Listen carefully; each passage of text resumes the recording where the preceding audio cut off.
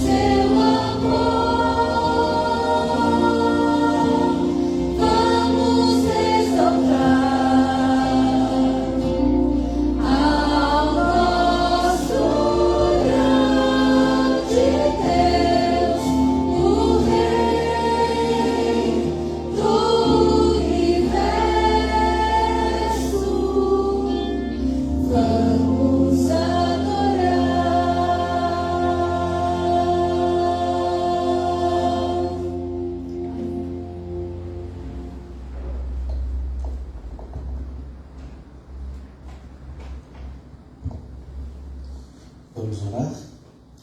Pai querido que habita nos altos céus, te agradecemos pela oportunidade de já estarmos neste momento falando contigo, meditando nas palavras da música, também, Senhor Deus, entendendo que o Senhor Deus já está aqui para falar ao nosso coração. Mais uma manhã de sábado, por favor, nos aceite, te pedimos humildemente, aceite a nossa adoração que vem através das músicas que cantamos, da nossa atenção para aquilo que for falado, para com a devolução dos dízimos e ofertas, que tudo sirva, Senhor Deus, como um cheiro suave que sobe até o teu trono de graça e misericórdia, e juntos nos sintamos aceitos pelo céu mais uma vez. Perdoa os nossos pecados, em Jesus nós oramos. Amém. Provai e vede, histórias de fé e fidelidade. Precisamos de mais espaço. Quando Michel tinha 8 anos, ela deixou sua pequena vila e chegou à escola adventista do 7º dia de Varanasi, na Índia. Ela não tinha amigos, não respeitava os professores e não sabia nada sobre Jesus. Michel se mudou para o dormitório e rapidamente começou a fazer amigos. O dormitório é um lugar social onde os alunos jogam, relaxam e fazem o trabalho escolar. Muitos dos alunos passam algum tempo lendo sua Bíblia. Este foi um mundo totalmente diferente para a vida anterior de Anchel na vila, mas ela se viu desfrutando de estudos da Bíblia e tentando tirar boas notas. Por fim, ela entregou seu coração a Jesus e é muito grata por sua experiência na escola. Deus me abençoou muito e aprendi tantas histórias e tantas atividades nessa igreja e eu gosto muito deles. E minha história favorita é a de Jó. Como Anchel, muitos estudantes vêm a esta escola e não sabem nada sobre Jesus, mas suas vidas são transformadas. Eles estão imersos em uma experiência de aprendizado integral. Além das disciplinas padrão, os alunos aprendem sobre saúde, se envolvem em atividades divertidas e desfrutam de refeições deliciosas. Cada sábado, os alunos participam da Igreja Adventista de Oração, localizada no campus. Eles geralmente participam do culto de sábado. Anchel e seus alunos adoram cantar para a congregação. Estamos recebendo essas crianças da aldeia e elas estão aprendendo sobre Jesus. E sabem que tudo isso é uma bênção que recebem em nome de Jesus para elas e para as suas famílias. Então é assim que a mensagem de amor e de Jesus chega à área rural, a partir desta pequena escola. Deus abençoou essa escola com mais e mais alunos a cada ano, mas, infelizmente, os dormitórios estão atendendo acima da sua capacidade. As meninas estão amontoadas em um pequeno espaço com beliches empilhados um ao lado do outro. No ano de 2020, uma parte da sua oferta missionária foi enviada para ajudar a expandir o dormitório feminino, permitindo que mais meninas frequentem a escola. No momento, temos apenas um quarto e temos 25 garotas.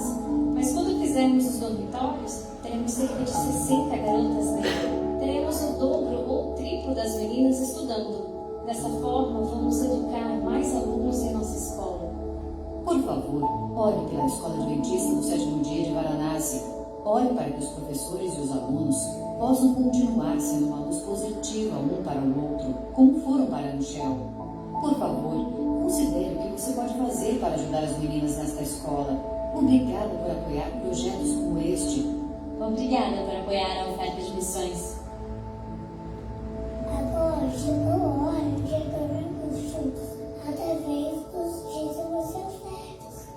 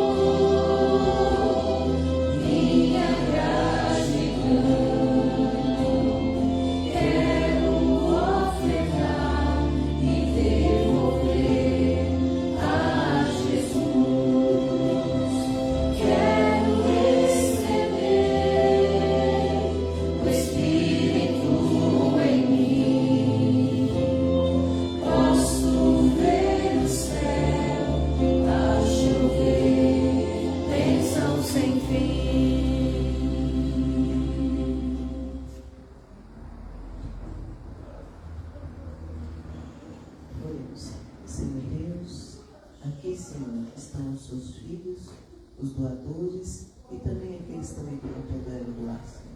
Que o Senhor venha abençoar cada um deles e também, Senhor, que essa oferta siga e o dízimo também os desígnios que o Senhor achar por bem. Nós te pedimos as suas bênçãos, os seus carinhos e a sua proteção em nome de Jesus. Amém.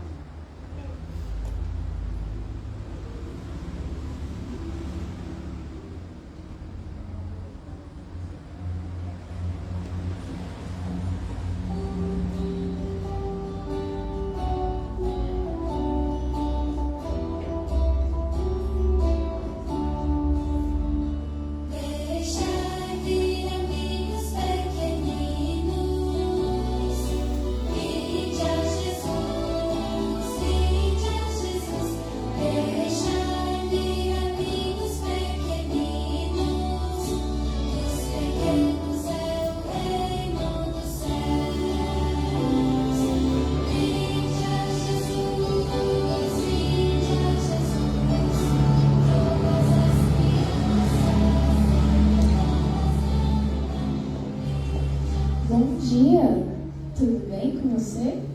Olha, hoje você foi escolhido para estar aqui sozinho no banco, ó. As outras crianças vão chegar, mas a gente vai falar de um amiguinho bem especial que não abandona a gente, não deixa a gente sozinho, sabe?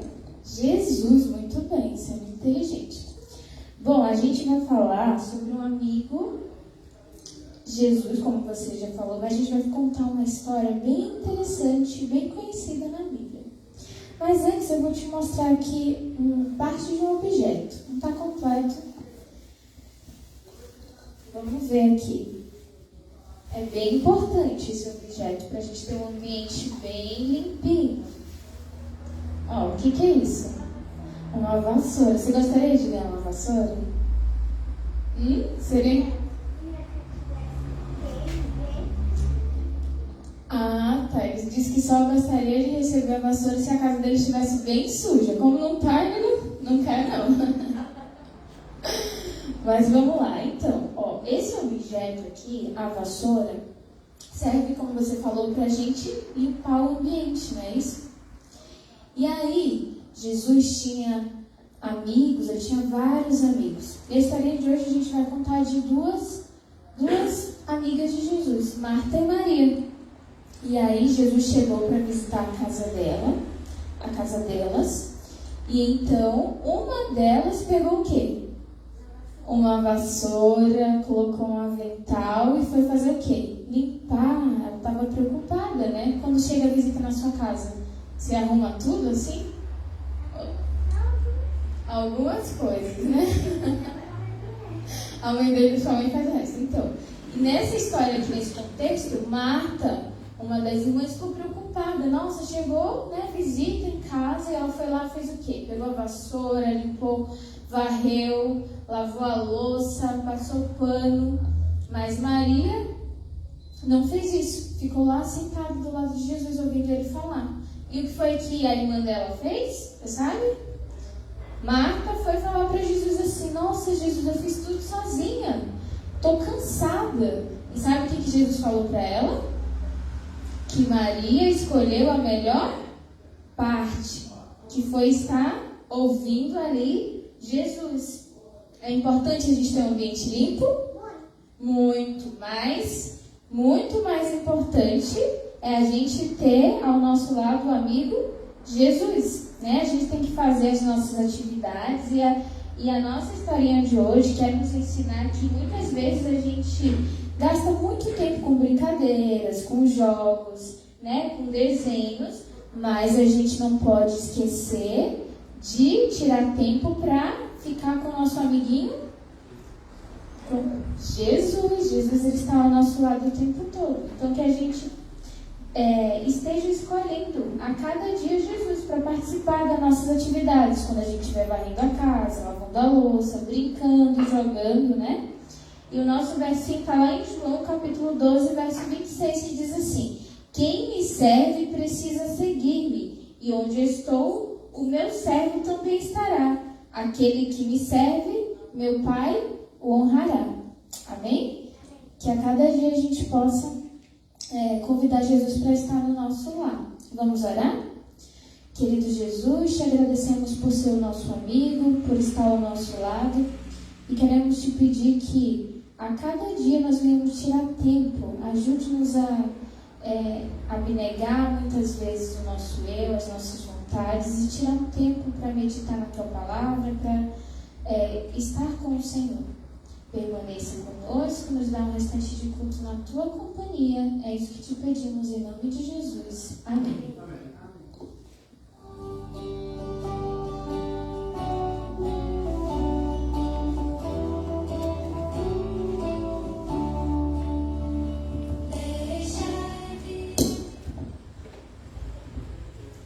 Feliz sábado.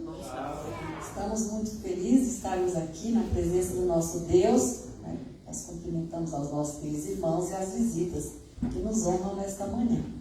Louvado seja Deus. Amém. Vamos então nos colocar de pé e entoar o hino 117, Infinita Graça.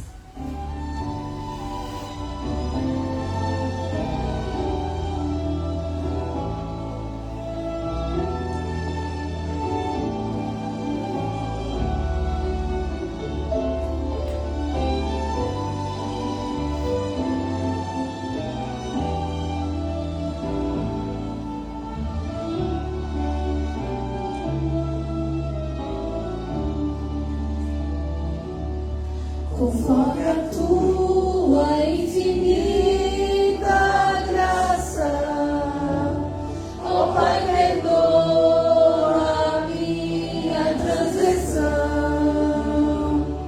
Anseio teu amor infinito, dá-me alegria em tua salvação.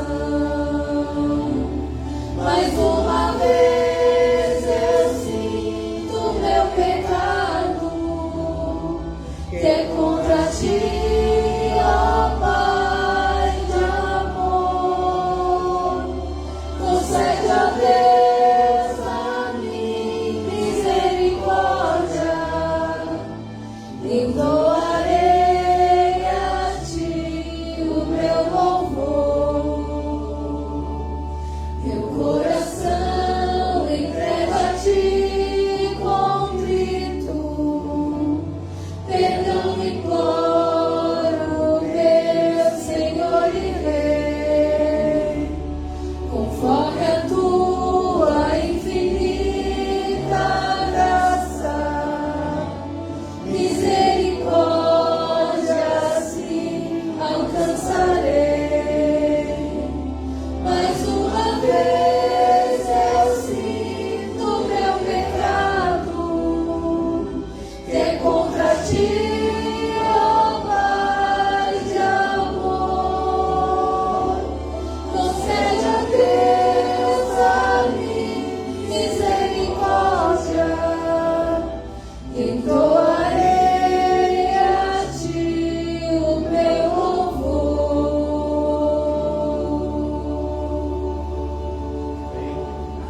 Amém. Convido aqueles que puderem para nos colocarmos de joelhos.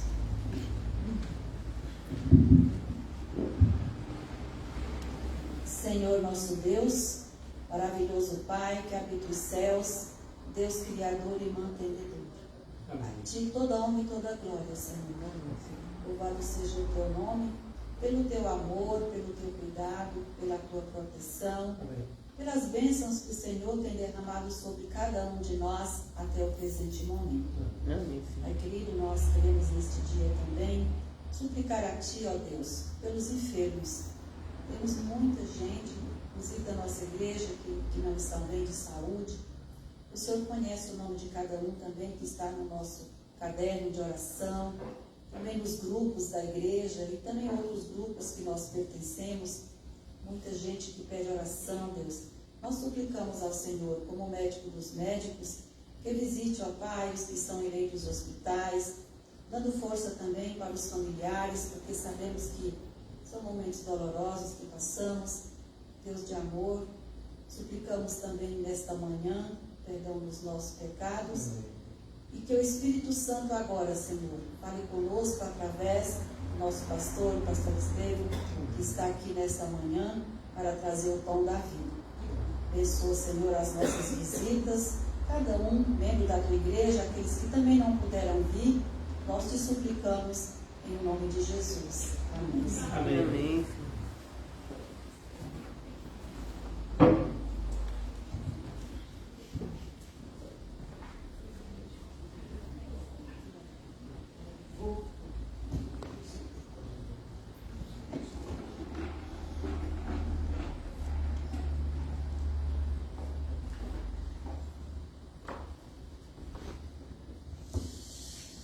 Mais uma vez, para aqueles que eu ainda não tive a oportunidade de cumprimentar nessa manhã de sábado, nosso feliz sábado.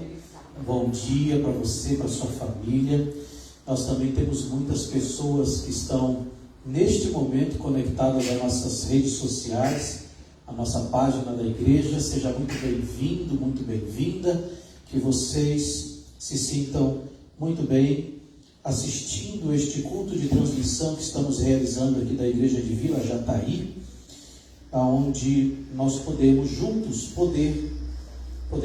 ter a oportunidade do privilégio de adorar ao nosso Deus e de estarmos juntos fortalecendo a nossa vida espiritual, né? Depois de uma semana onde tivemos aí muitos desafios, correria do dia a dia, nós chegamos a um dia especial que é o sábado, e este dia ele nos alegra muito porque podemos parar para adorar ao nosso Deus e recarregar assim as baterias não só físicas, mas principalmente as nossas baterias espirituais.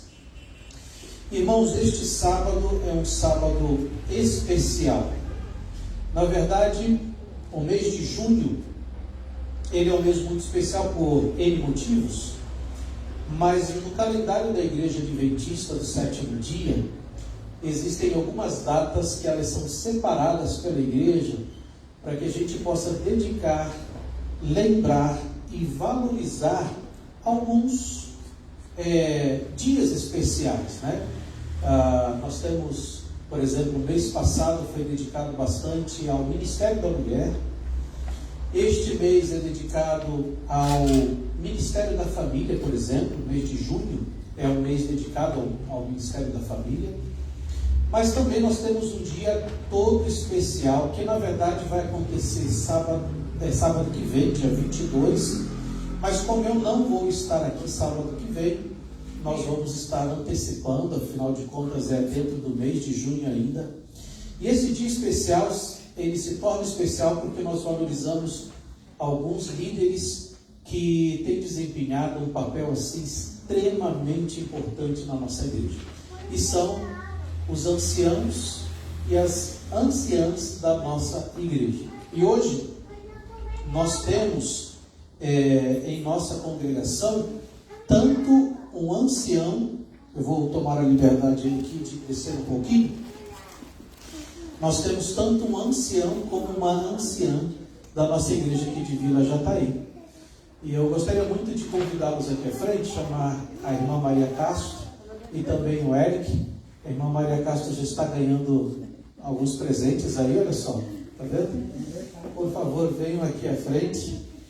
Além de ser um dia todo especial, também ontem foi o aniversário da irmã Maria Castro. A gente já deu as nossas felicitações, mas reforçando um pouquinho, além do dia do ancionato da nossa igreja, também nós temos uma grata alegria de poder fazer uma oração por mais um ano de vida que Deus completa na sua vida, né? Mas é muito redundante até falar sobre os anciãos, anciãs da nossa igreja, porque nós vamos perceber aí no manual da igreja que ele é muito explícito em dizer sobre a importância das figuras do ancião e da anciã. Praticamente 85% de nossas igrejas não sobreviveriam sem os anciãos e sem as anciãs. Porque, na verdade, na configuração que nós temos hoje da Igreja Adventista, o pastor é geralmente pastor de mais de uma igreja. Dificilmente, né?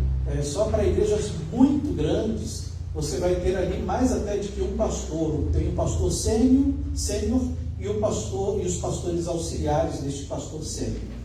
Mas para igrejas um pouquinho menores, então o distrito, como nós chamamos, é dividido aí em algumas igrejas, e por isso o pastor ora está cá, ora está lá, e assim por diante, né? E quem faz a função à frente, quando o pastor da igreja não está, justamente são vocês, ancião, anciã, que precisam estar juntos com a comunidade, realizando os cultos, realizando alguns aconselhamentos, fora aos horários oficiais da igreja, muitas vezes fazendo algumas visitas, ou seja, pastoreando o rebanho do Senhor Deus, que não é meu como pastor, não é de vocês, é do nosso Deus, mas assim mesmo Ele nos oferece, Ele nos dá este privilégio de podermos pastorear a família do Senhor, né? Por isso eu separei um texto aqui bíblico que eu gosto muito, tenho usado muito esse texto em momentos de não só visitação aos líderes da igreja, mas momentos como esse que nós dedicamos ao dia do ancianato especialmente. Está no livro de 1 Pedro capítulo 5, versículo 1 ao versículo 4. Para mim é um versículo muito completo, por isso que eu gosto de usá-lo. Ele vem falando de todas as formas como um bom líder da igreja precisa se pronunciar, precisa ter a postura correta em relação à liderança da igreja. E ele vai dizendo assim, os deveres do ministério. Vocês têm um ministério. Não é um ministério pastoral, mas é um ministério onde vocês podem contribuir para este avanço da obra de Deus aqui nessa terra, né? Principalmente nos cuidados da sua igreja. Vai dizer assim, rogo, pois, aos presbíteros, que também pode ser traduzido como ancianato, que há entre vós, eu, presbítero como eles, e testemunha dos sofrimentos de Cristo, e ainda coparticipantes da glória que há de ser revelada. Versículo 2, pastoreai o rebanho de Deus, que há entre vós, não por constrangimento, mas espontaneamente, como Deus quer, nem por sorte da ganância, mas de boa vontade, nem como dominadores dos que vos foram confiados, antes, tornando-vos modelos do rebanho. Ora, logo que o Supremo Pastor se manifestar, recebereis a imarcessível coroa da glória. Isso é maravilhoso, que o coroamento da nossa existência nessa terra vai ser muito pelo agradecimento também que Deus vai nos dar quando chegarmos ao céu. O símbolo da coroa nada mais é do que Deus dizendo, muito obrigado por você ter escolhido me servir. Muito obrigado por ter andado uma segunda e uma terceira milha para servir ao seu próximo também, dentro da igreja, nas atribuições que são colocadas aos deveres do ancianato, por estarem se dedicando, se comprometendo, gastando tempo, dons, talentos, paciência, tudo isso faz parte do contexto de um líder dentro da igreja. E como pastor de vocês, eu quero agradecer porque vocês abraçaram esta responsabilidade.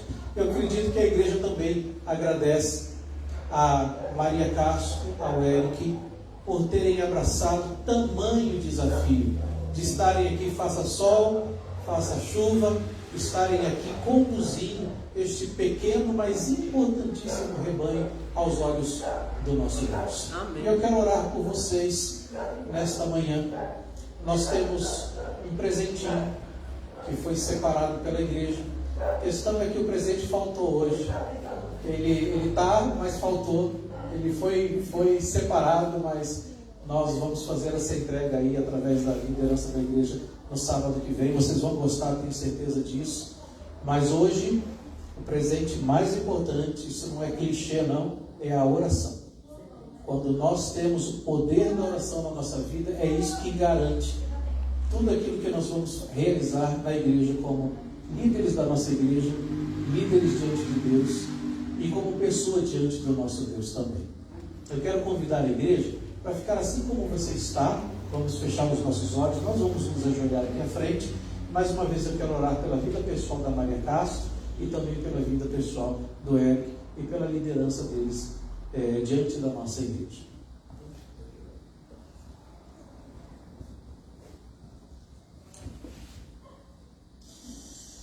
Pai querido de amor, de joelhos aqui estamos, ou em atitude de oração, junto com a tua igreja, para poder, Senhor Deus, colocar nessa oração todo o nosso agradecimento, o nosso reconhecimento, a nossa valorização por aqueles, Senhor Deus, que têm abraçado as lideranças da nossa igreja, os ministérios da nossa igreja. E especialmente hoje, a Igreja Adventista tem separado em seu calendário o dia do ancianato, o dia do ancião e da anciã. Nós temos a alegria de termos a irmã Maria Castro como anciã desta igreja e o Eric como nosso ancião. A irmã Maria Castro, essa semana, ontem, melhor dizendo, completou mais um ano de vida.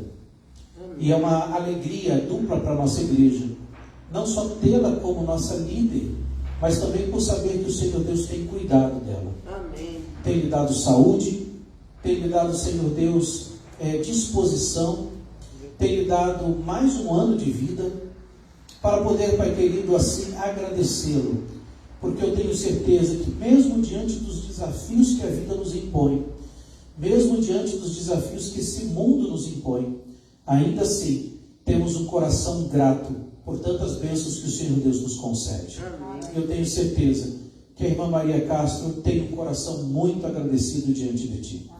Da mesma forma, Senhor Deus, o Eric, um jovem rapaz que se dedica de uma forma quase que integral para toda essa igreja. Tem seus compromissos, tem a sua vida particular, mas assim mesmo, Senhor Deus, aceitou abraçar o desafio como um líder e ancião desta igreja, ajudando a cuidar, proteger, guiar, orientar, aconselhar, exortar a nossa comunidade. Nós te louvamos pela vida do Eric e te pedimos que venha estar com ele, para que nas suas necessidades mais íntimas, o Senhor Deus possa mostrar a ele que o Senhor está ao seu lado, orientando e também conduzindo os caminhos do Eric nos teus caminhos, para que ele faça a tua vontade. Senhor, obrigado pelos líderes que o Senhor reservou para esta igreja. Continua abençoando a vida de cada um deles. E que, como o texto que acabamos de ler, um dia, quando nos encontrarmos com o Senhor e Salvador das nossas vidas, a gente possa receber um abraço bem apertado de Jesus Cristo e ouvir as palavras: obrigado, servo bom e fiel, foste fiel no pouco, agora sobre o muito te colocarei. Amém. Em Cristo Jesus oramos e em Cristo Jesus te agradecemos. Amém, Senhor. Amém. Amém.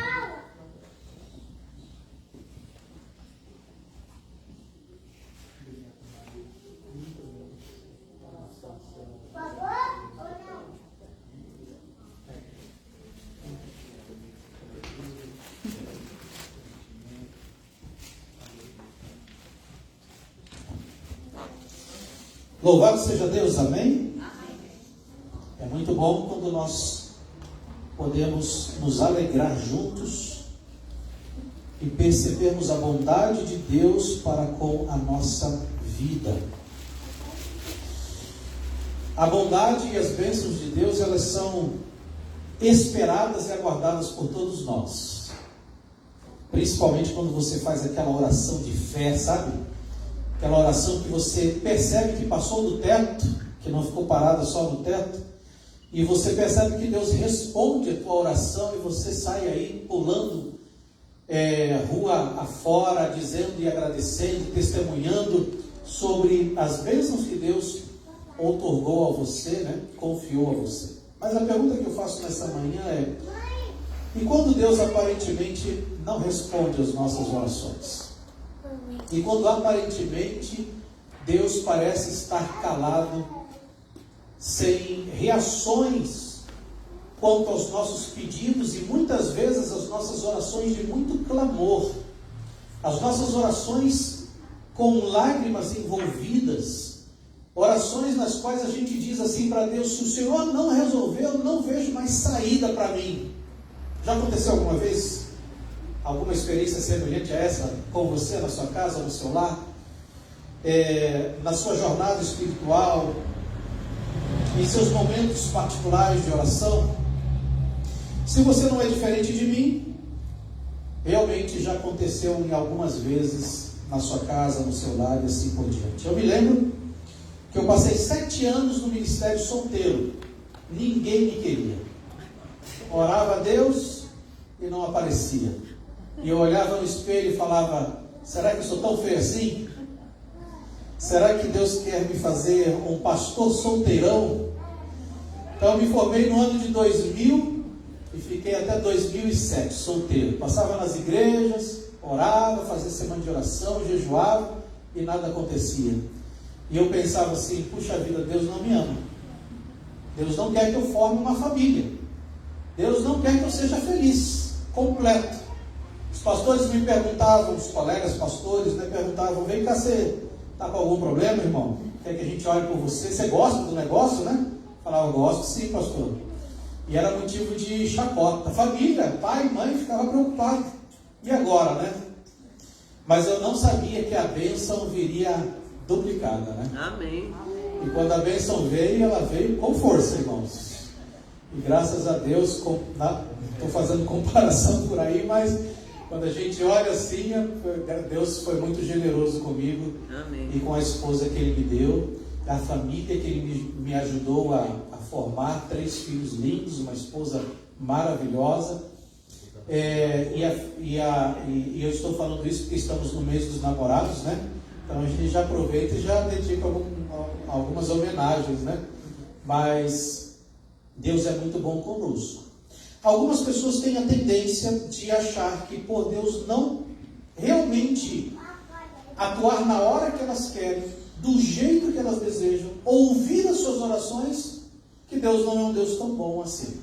Não sei se houve já alguma tentação de você pensar desta forma. Bom, o tema deste título ou do sermão desta manhã é porque Deus muitas vezes parece não nos ouvir. Por que Deus cura algumas pessoas, não cura outras? Por que parece que Deus ouve algumas pessoas mais do que outras? E essa manhã o nosso desafio é justamente nós refletirmos que existe um Deus. Ele nos ouve e Ele nos atende, independente das circunstâncias que nós estamos vivendo. E nós vamos ver isso especialmente na vida e no ministério do apóstolo Paulo. Por isso quero convidá-los nesta manhã, você que está presencialmente ou você que está nos assistindo virtualmente, a buscar a sua Bíblia agora, seja ela uma Bíblia, como eu digo sempre, analógica, que nem a minha aqui na frente, né? Ou seja uma Bíblia virtual. Quero convidar para que você abra a sua Bíblia. É importante quando abrimos a palavra de Deus. No livro de Atos, capítulo 19. Atos, capítulo 19. No versículo 11. E esse é o texto que nós vamos usar, primeiramente. Versículo 11, versículo 12. Da nossa Bíblia, para nós refletirmos sobre este assunto. Um assunto muitas vezes tratado com tanta polêmica, né? Especialmente por aqueles que buscam uma teologia da prosperidade em suas vidas. Infelizmente hoje a gente vê muitas e muitas igrejas abertas com uma intenção apenas: aliviar dores físicas e não aliviar dores espirituais. O alívio das dores físicas ele é importantíssimo para nós como seres humanos. Na ótica humana, quando somos aliviados fisicamente, parece que estamos prosperando na vida. Mas quando a gente vai à sabedoria milenar, e especialmente, tirando aqui a sabedoria bíblica, vamos dizer assim, mas a sabedoria milenar, você vai perceber pelos povos mais antigos, chineses, japoneses, russos, entre outros, ingleses, que a maneira mais eficaz de você ensinar filhos ou ser ensinado sabiamente na vida é justamente quando nós passamos por privações. As privações nos ensinam grandes lições para a nossa vida. Embora eu sei que esteja passando isso por sua cabeça, e eu já muitas vezes nas conversas com Deus, eu cheguei a ser tão sincero com Deus, dizendo assim: não, Senhor, eu aprendo fácil, não precisa trazer tribulação para a minha vida, que eu prefiro aprender com a bonança. E eu sei que isso já passou na sua cabeça também, mas não é assim que acontece. Na pedagogia celestial, irmãos, ele entende e sabe que a natureza humana, ela vai aprender, na maior parte das vezes, com as privações, com as limitações. Algumas curiosidades, por exemplo, tudo aquilo que nós temos hoje de benefícios para os seres humanos, seja na parte econômica, seja na parte culinária, seja na parte de desenvolvimento tecnológico, basicamente todas, vieram por uma necessidade. E uma necessidade onde a pessoa estava vivendo uma privação, um desafio, um obstáculo muito grande. Eu gosto muito de culinária, eu gosto mesmo, e eu me dedico, quando eu posso, à culinária. Gosto de estar na cozinha, gosto do ambiente, gosto de fazer experiências. Algumas dão certo, outras não dão muito certo. E a família generosa diz: não, pai, tá bom, a gente consegue engolir isso aí que você fez.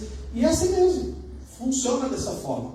E quando você vai para a história da culinária, você vai perceber que os grandes pratos, vamos dizer assim, não esses gourmet nem nada, mas os pratos populares, que a maioria das pessoas gosta mais do que esses pratos gourmets, eles surgiram como uma necessidade. Por exemplo, se você for perceber a pizza, né? Vou falar bastante de comida, que são 11h30 da manhã, a gente já começa a querer comer, né? Então, falar bastante para você ficar com mais fome ainda. Mas a pizza, por exemplo, é criada pelos chineses, né? Que não foi pelos italianos, foi pelos chineses.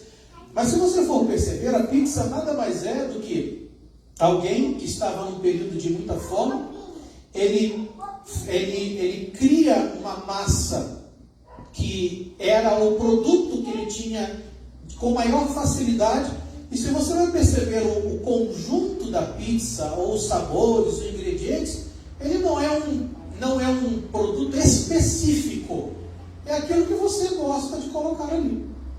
Mas quando você vai aos originais, você vai perceber que este prato é feito muitas vezes com aquilo que tinha de facilidade ao redor, ou às vezes até alguns restos que sobravam e eram colocados ali para fazer uma composição, e assim você tem este prato hoje em dia, que logicamente foi sendo desenvolvido ao longo dos anos, e hoje você tem pizza de todo jeito e de todas as modas. Chegando para o Brasil, por exemplo, a feijoada, como nós temos a feijoada especialmente adventista, que ela é vegetariana, né? Fazemos uma feijoada vegetariana. Mas se você for perceber, são composições daquilo que se tinha de mais barato, daquilo que tinha de mais fácil. Se cortava, despedaçava o animal, colocava ali, colocava com uma outra coisa, o feijão que tinha, de certa forma, mais facilidade, um prato típico dos escravos, inclusive, onde eles podiam se alimentar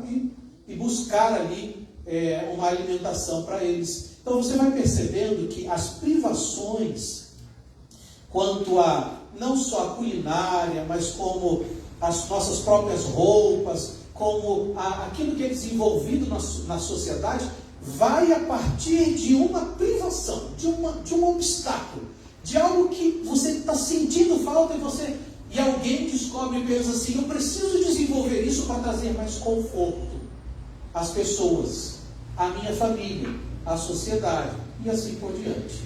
Então, por que a gente está dizendo isso? Justamente porque nós vamos cair num tema agora, onde muitas vezes é um dilema para muitos cristãos. É uma necessidade. Mas quais são as nossas maiores necessidades e os porquês daquilo que acontece na nossa vida e no nosso contexto de vida? Quando nós vamos a Atos 19, nós encontramos aqui um pastorzão, um líder religioso assim, incrível. Embora quando a gente vá estudar um pouquinho a biografia de Paulo, especialmente de um teólogo muito conhecido no meio da teologia, chamado N.T. Wright, ele vai escrever a biografia de Paulo, ele vai contar, e além de encontrar e contar, ele vai contar detalhes da vida de Paulo. A gente vai descobrir em Paulo uma pessoa muito preparada. Ele foi preparado teologicamente, intelectualmente, para assumir uma posição específica no ministério.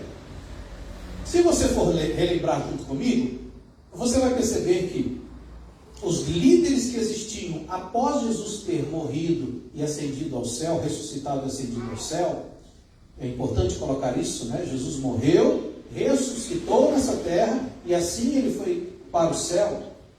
Após isso, nós tínhamos líderes que eram muito limitados para levar uma teologia muito séria para outras pessoas, outros continentes, inclusive fazer o que Paulo fez, plantar igrejas em lugares muito difíceis. A Grécia, por exemplo, onde Paulo precisa montar uma igreja cristã, era cheia de filosofias. Aristarco era o melhor amigo de Paulo. Aristóteles, como Platão e como outros que existiram 500 anos antes de Cristo e já tinham uma filosofia montada na antiga Grécia. Deus precisava de alguém que pudesse ter a intelectualidade para defender a teologia cristã e a própria figura de Cristo. Então, quando Deus olha para os líderes primitivos, vamos dizer assim, da igreja do primeiro século, ele não encontra homens que estavam tão profundamente inteirados com as filosofias e que talvez não tinham uma oratória muito importante para a época, para fazer com que o cristianismo surgisse de uma forma estrondosa como surgiu. Então Deus olha para Paulo. Paulo, um coração sincero no lugar errado. Paulo com objetivos corretos, objetivos bons, mas a intencionalidade não era a intencionalidade de Deus. Então Deus precisou levantar Paulo, converter Paulo, um homem criado aos pés de Gamaliel, um judeu da tribo de Benjamim, um homem que sabia falar o grego, o hebraico, o aramaico, um homem que estava por dentro das filosofias da sua época, um homem que teologicamente conseguiu defender a pessoa de Cristo Jesus para os próprios judeus que negavam, e negam até hoje, Jesus Cristo como seu Senhor e Salvador pessoal. Este era o homem. Este era o grande homem.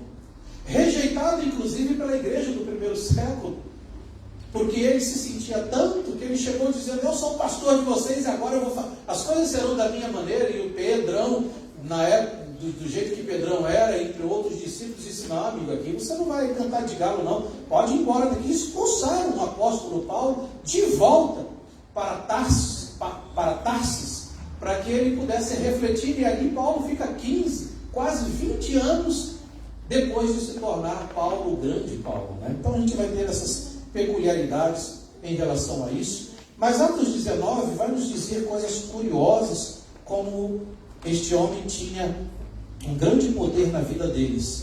E no versículo 11 de Atos capítulo 19, a Bíblia vai registrar esse testemunho dizendo assim: e Deus, pelas mãos de Paulo, fazia o quê? Milagres. E não só milagres, milagres extraordinários. Continua lendo comigo. A ponto do versículo 12 dizer: de levarem aos enfermos lenços e aventais do seu uso pessoal. Uso pessoal de quê? De Paulo. Diante dos quais as enfermidades fugiam das suas vítimas e os espíritos malignos se retiravam. Imagina um pastor desse aí? Queria ter um pastorzão desse na sua igreja? Sim. Incrível, né? Extraordinário.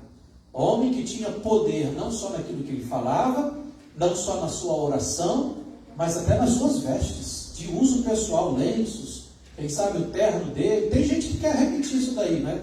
Tem pastor aí que rasga a camisa e distribui. Só que Paulo distribuía gratuitamente. Tem alguns aí que cada pedaço de camisa ou de gravata é 500 contos, que você tem que desembolsar para ter a bênção, né? Mas Paulo não. Nessa sequência dessa história, eu acho muito interessante que alguns judeus, exorcistas ambulantes, como diz a Bíblia, um dia quiseram seguir o exemplo de Paulo e quiseram ser como Paulo. E a Bíblia diz que um dia eles foram exorcizar algumas pessoas ali e tal, e os demônios olharam para eles e disseram assim: olha, Jesus Cristo, que vocês estão vindo no nome de Jesus, esse eu conheço. Paulo, eu também conheço. Mas quem são vós? Quem são vocês? Interessante, né? Não queira dar aquilo que você não tem. Não busque ser aquilo que você não foi chamado para ser. Mas embora Paulo foi chamado por algo específico. E a gente vai notar aqui nessa especificidade, né, do ministério de Paulo, nós vamos perceber que há algo extraordinário acontecendo na vida dele. Milagres extraordinários que este apóstolo fazia em situações diferentes. Mas eu vou levar vocês agora ao segundo texto. E esse segundo texto vai criar um ponto de interrogação em cada um de nós, na temática: Deus ouve ou não ouve? Deus cura ou não cura? E se Ele cura, por que Ele cura uns e não cura outros? Porque parece Ele ouvir algumas orações e outras não. Então eu quero chamá-los para 2 Timóteo, capítulo 4, versículo 20. Um pouquinho antes de Hebreus. 2 Timóteo e Tito, né? 2 Timóteo, capítulo 4, versículo 20.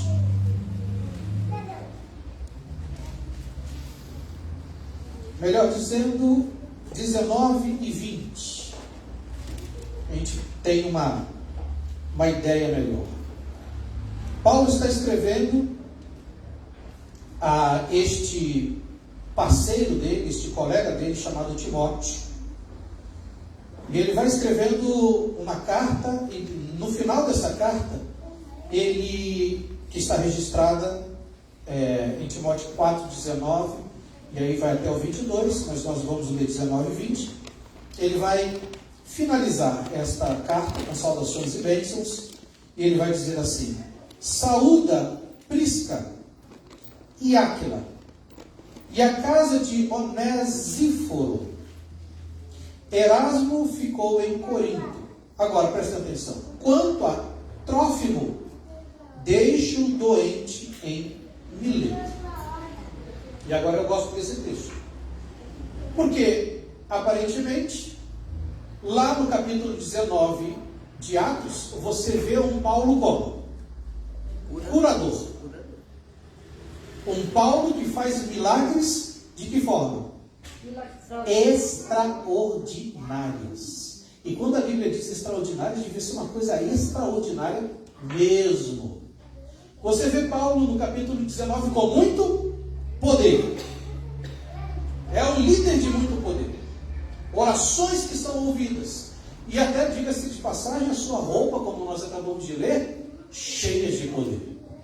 Mas você vai ver um Paulo em 2 Timóteo que parece que não é o mesmo Paulo. Porque, afinal de contas, este homem chamado Trófimo é um dos seus discípulos, é um dos seus amigos, é alguém que Paulo tem em muita consideração, é alguém que faz parte da família espiritual, da mesma igreja, da mesma comunidade. A pergunta que eu faço é: por que Paulo, nesse momento, a Bíblia registra que Paulo escreve dizendo sobre as condições de Trófimo? E quais eram as condições de Trófimo? Enfermo, doente. A gente não sabe dizer se era uma gripinha dessas que passa com chazinho de alho, limão e mel, mas também tem um que eu esqueci agora, e as curandeiras aí tem um monte de nome aí, mas peraí, eucalipto, própolis. Eu gosto do própolis, que o própolis me rende mais na minha vida. Pelo menos é ruim, mas é bom. É bom, mas é ruim, né? E não era uma gripinha que se trata com isso, né? Talvez. A gente não sabe, não é falado para nós qual era a doença real de Trófimo. Talvez fosse uma gastrite, ou talvez fosse uma doença que talvez a gente não conhecesse e ele estava sofrendo. Mas a ideia é que ele está trazendo aqui, que ele escreve para Timóteo dizendo assim: deixa Trófimo aí, porque ele está doente. Deixa ele descansando. Melhor seria, aos nossos olhos humanos, na ótica humana, e muito mais humano da parte de Paulo, como pastor, como líder, como poderoso, homem que tinha nas vestes até o poder de Deus, como amigo de Trófimo, se ele mandasse junto com a carta um pedacinho do seu lenço que ele enxugava a testa enquanto estava pregando, e no meio da carta ele pudesse dizer assim: ó, eu estou mandando para Trófimo um pedaço do lenço que eu acabei de me enxugar na testa, do meu suor, coloque sobre a enfermidade dele, e logo a enfermidade será o quê? Curada. É o que a gente espera. Nesse desfecho, nessa história que começa muito bem, em Atos 19, a pergunta que eu faço para vocês é: Paulo perdeu o poder de Deus na sua vida? Será que Paulo pensou assim: Deus me ouviu em Atos 19, mas agora escrevendo para Timóteo, Deus não me ouve mais, então eu não vou me arriscar. Deixa Trófimo doente, porque eu não vou me arriscar nem sequer a fazer uma oração de longe por ele, porque se o homem era tão poderoso, uma oração de longe seria o suficiente para Deus atendê-lo. Por quê? Porque muitas vezes Deus parece não ouvir as nossas orações. Eu queria muito refletir com vocês sobre isso nesta manhã de sábado, e que essa mensagem que me encontrou um dia encontre você de uma forma positiva, e você entenda que Deus é o mesmo ontem, hoje e será para sempre na nossa vida, e Ele é fiel. Ele é fiel ontem, hoje e será para sempre. E a primeira questão que nós devemos entender aqui, muito simples, muito lógica, mas nós nos esquecemos disso, é que existem tipos de milagres para Deus. Existe o milagre principal e existem os milagres secundários na agenda de Deus. E eu quero te dizer que o milagre principal é o objeto, se eu posso falar assim, de prioridade, que é instrumento usado por Deus na nossa vida para nos levar a algo muito superior. Qual é o milagre principal que Deus realiza na nossa vida? Este se chama o milagre da conversão. Ponto final. O milagre da conversão foi o divisor de águas na vida de Paulo. Paulo tinha poder na eloquência, Paulo tinha poder na intelectualidade, Paulo tinha poder de ter um sangue judeu, Paulo era romano, inclusive também, Paulo tinha acesso à política, à vida social, Paulo era especialista em vários assuntos, em várias línguas, mas se o poder do milagre da conversão não chegasse a Paulo, quem seria Paulo? Não estaria nem registrado na Bíblia. A sua história teria sido apagada como de milhões de homens intelectuais, influentes, e governadores, e imperadores, como foi apagada de milhões de pessoas. Mas foi por um milagre em específico que Paulo se tornou o Paulo que nós conhecemos hoje. De Saulo para Paulo se tornou um homem que Deus, como diz a palavra, fazia pelas mãos de Paulo milagres extraordinários, porque o primeiro grande milagre é a nossa conversão, é a sua conversão. E Deus vai usar esse grande milagre para poder fazer com que nós entendamos no processo da nossa santificação. E louvado seja Deus porque você está aqui hoje, nessa manhã de sábado.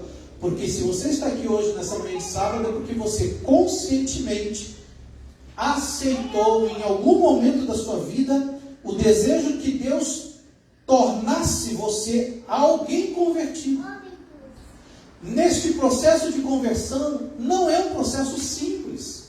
Simplesmente Deus estalou os dedos e eu me tornei convertido. O processo de conversão, ele é complexo, embora simples, mas ele é muito complexo, porque Deus precisa trabalhar em toda a tua estrutura.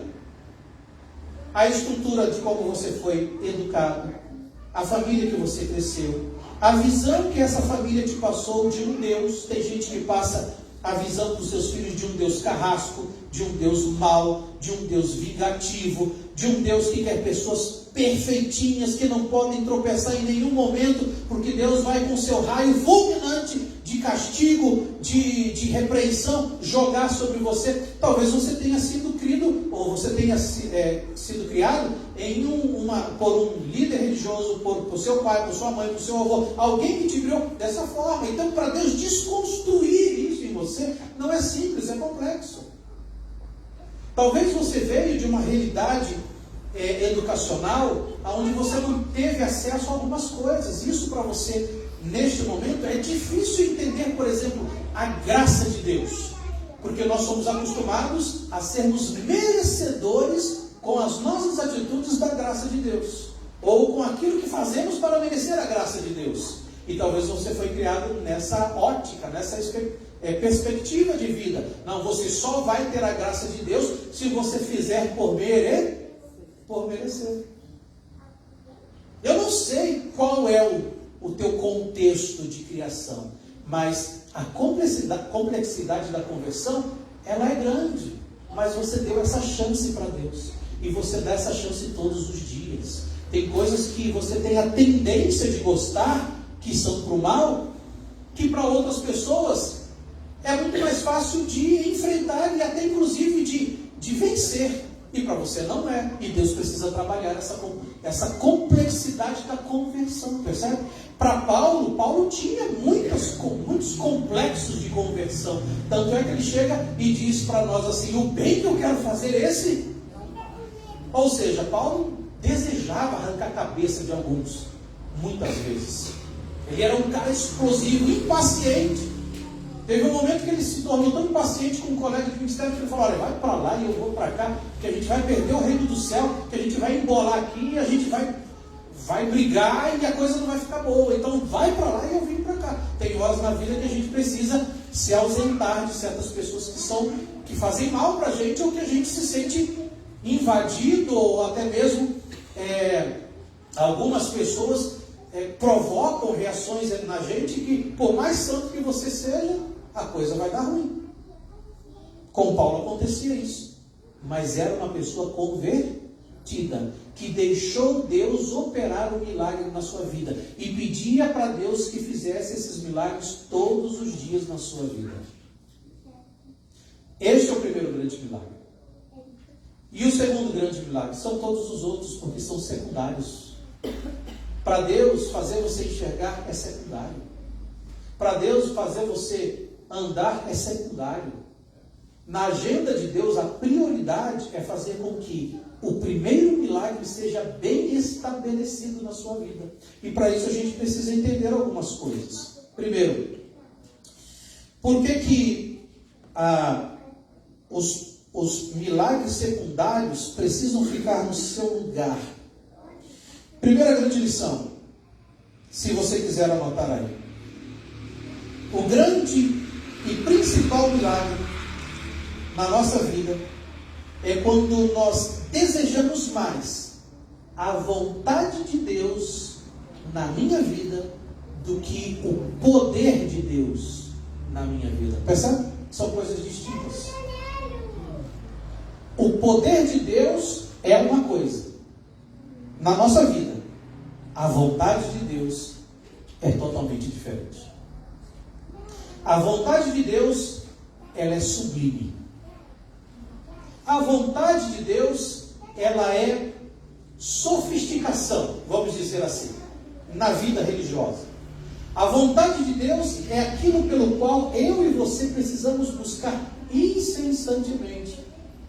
Porque a vontade de Deus vai fazer com que o primeiro milagre aconteça legitimamente na minha e na sua vida. O poder dele não. O poder dele pode ser negociado. O poder dele pode ser ou acontecer na vida até de pessoas que muitas vezes nem creem no próprio Deus. O poder de Deus, ele pode agir na vida do crente e do descrente. Pode inclusive, o poder de Deus pode inclusive, você pode ser visto e manifesto até em animais. A mula de Balaão, lembra dessa história? Falou ou não falou? De acordo com a Bíblia, falou. Olha o poder de Deus extraordinário. É o poder de Deus agindo num animal. Só que a vontade de Deus foi realizada no animal? Por que não? Porque quando o poder específico, naquele momento, era para ser realizado, Deus realizou o poder específico, que foi fazer um animal falar. Mas quando o poder de Deus sai do animal, o animal deixa de ser animal? O animal deixa de dar. Porque a vontade de Deus, que deve ser explícita na nossa vida, não foi colocada ali. Portanto, em primeiro lugar, o grande milagre é quando nós desejamos que a vontade de Deus seja feita na nossa vida. Este é o diferencial. Senhor, um dia Jesus estava no Getsemane e a oração dele foi: Pai, que o teu poder me dê o alívio desse cálice ser o quê? Ser mudado. Que esse cálice possa sair. Que esse cálice que eu estou tomando agora não venha acontecer. Mas a sequência da oração de Jesus foi: mas que a tua vontade seja feita. Percebe a diferença? O poder de Deus, todos estão buscando, irmãos. Inclusive eu, inclusive você. Queremos a manifestação desse poder na nossa vida. Eu tenho uma vaidadezinha que eu já notei por duas ocasiões. Quando eu oro por casais que não podem ter filhos, não vou falar isso para você me procurar ali na porta não, como um curandeiro, tá? Não é nada disso aí, tá? Eu só estou te falando uma exemplificação que já aconteceu. Quando eu e minha esposa vamos a visita para um casal que não tem filhos e a gente ora, o moleque vem, o filho vem. Já teve umas duas ocasiões que a gente orou especificamente por isso. E aí começam algumas vaidadezinhas, porque a gente quer que a gente seja reconhecido pelo poder de Deus e não pela vontade de Deus.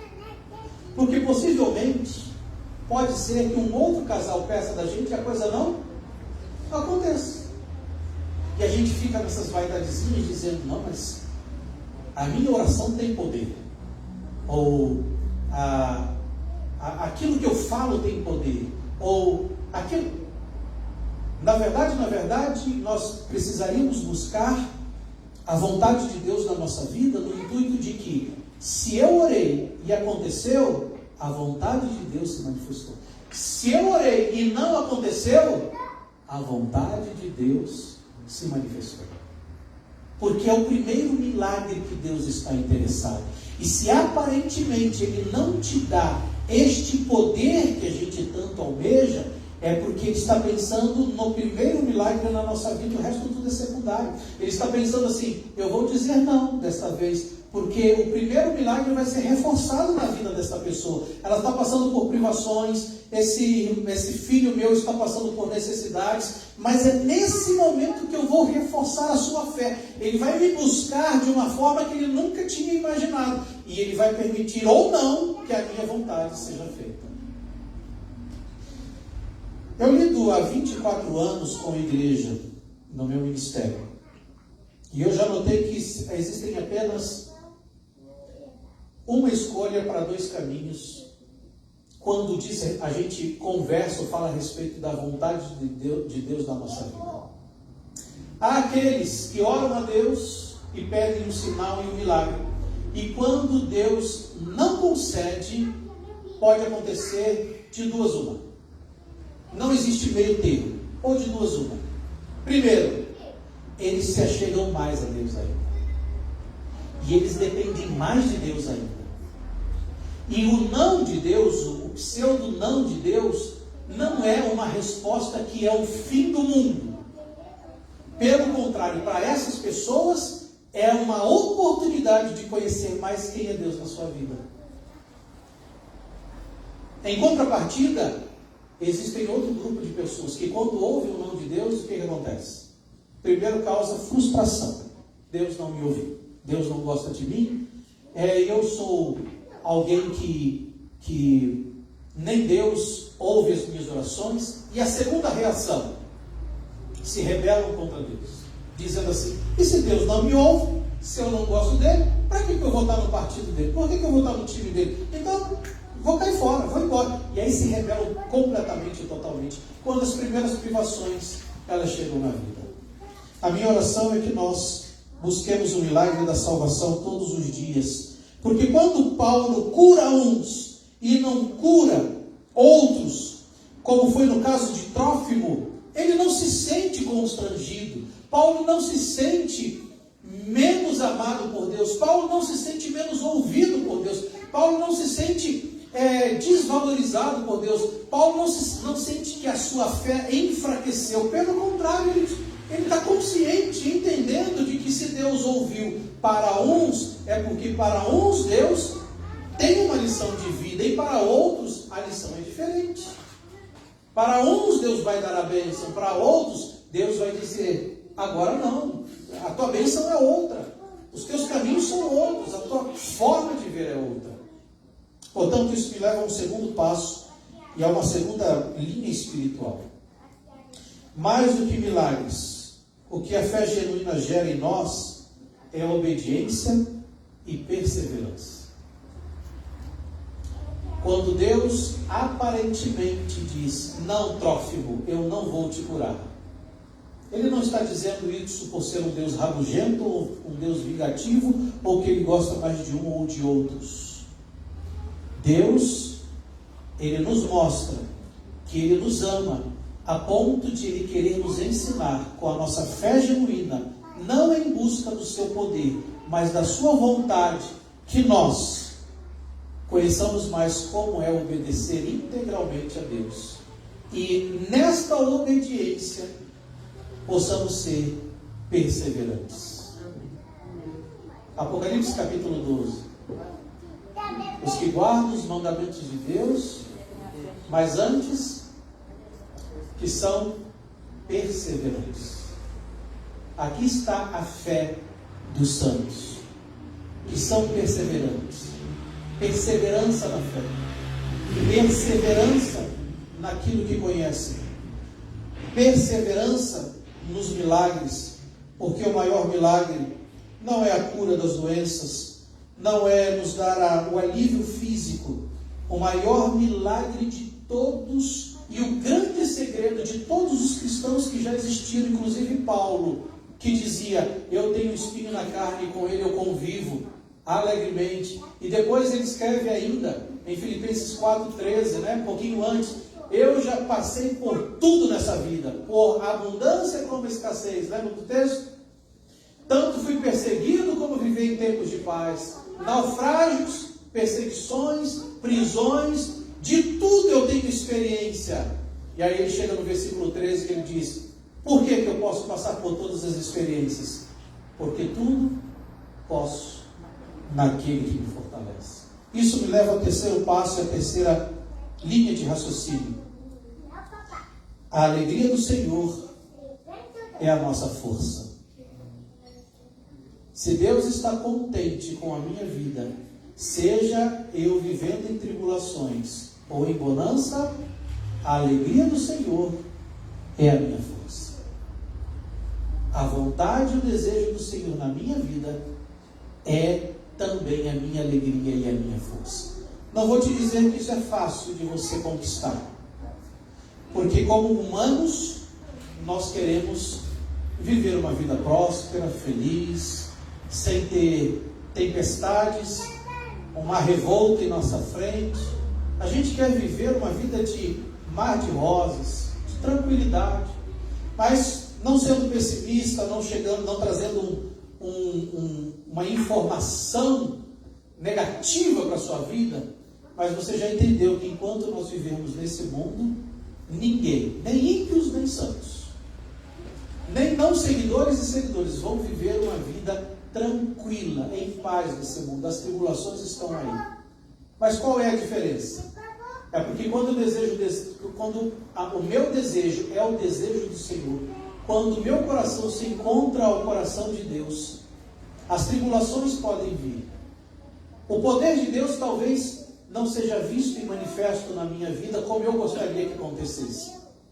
Mas se o Senhor Deus está feliz ao me ver, esta será a minha força, a minha alegria, a minha esperança de que a vontade de Deus está convertendo, está trabalhando, está fazendo o milagre do dia a dia que eu preciso, que é a minha conversão, é a minha preparação, é a minha visão de que estou com os pés na terra, mas os meus olhos estão no céu.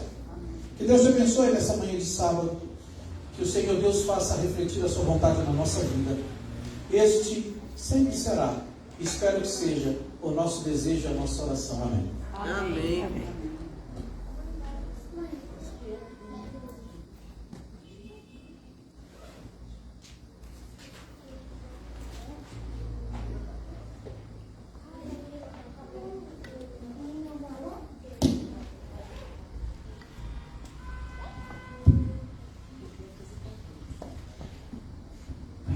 Vamos juntos cantar no final o hino de número 214.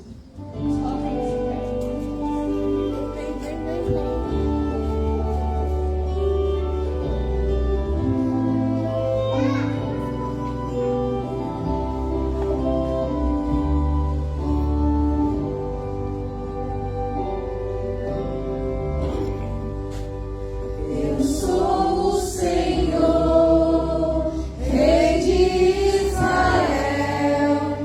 Santo Redentor.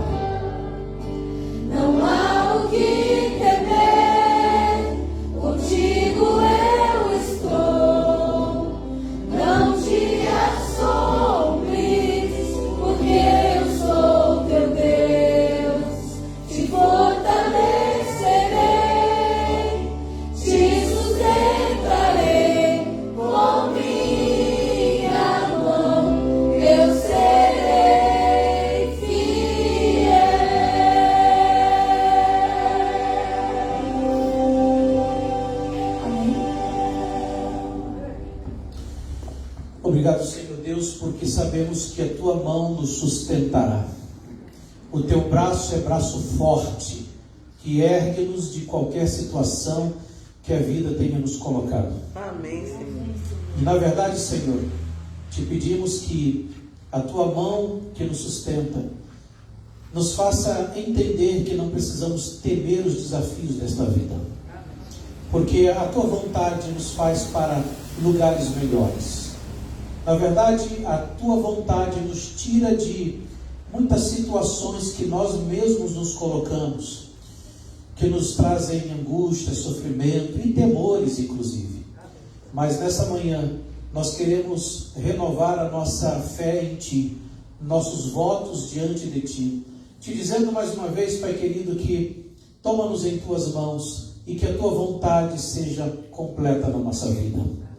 Permite, Senhor, que tenhamos essa oração em todos os momentos e que a gente possa ver pelos olhos da fé a vinda de Cristo Jesus a essa terra e que nós possamos, Senhor Deus, pertencer a este momento da história da humanidade, onde nós seremos chamados como servos bons e fiéis e que podemos ser chamados para viver contigo a herança que nos está prometida desde a fundação deste mundo. Que isto possa acontecer a partir de agora e em nome de Jesus que nós oramos e te pedimos e também já te agradecemos. Amém, Senhor. Amém.